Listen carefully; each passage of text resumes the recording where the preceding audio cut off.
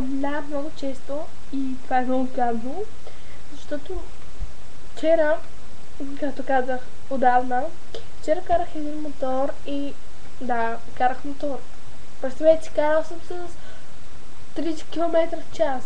Но, все пак, аз пищях като нормално, защото бях сама. Карам мотор, по някакви разбрицани улици, някакви нагоре неща, надолу неща. Аз съм чувствам, че там мълч, пак. Нека се захваща. И аз толкова пищях вчера, че само днеска да тръгна нещо да говоря някакво адски преградно, предстоятно ти кашам. И така. Но днеска пак съм пищяла много. Е така, не знам, просто не знам. Не ми искате обяснение, защото наистина не знам защо пише.